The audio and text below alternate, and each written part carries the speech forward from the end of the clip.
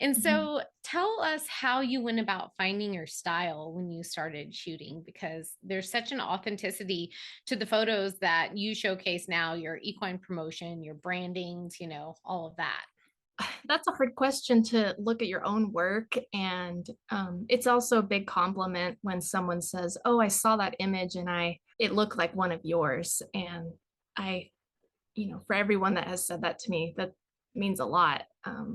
When I try and analyze why that is, it's a little hard to put my finger on it. All I know is mentors have told me to find your style. You have to keep shooting a lot and keep at it. I mean, everyone many people have heard it takes 10,000 hours to become a master of something, and there is truth to that. I feel like you if you keep trying to get better and keep trying to tell your story, you will develop a certain look.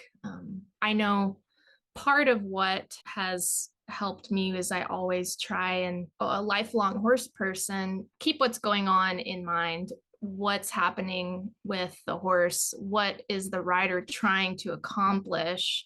And hunt for that moment where, let's say, a trainer's trying to get that moment of perfect balance. Well, I am also trying to wait for that moment when they release and it all comes together, because it may be a fraction of a second, and being able to recognize what they're after, or if it's roping or with cattle, that's taken. I didn't grow up with that, so trying to learn, well, what are they trying to do in this situation, and then you can learn to anticipate where you need to be and trying to capture that moment where it all comes together.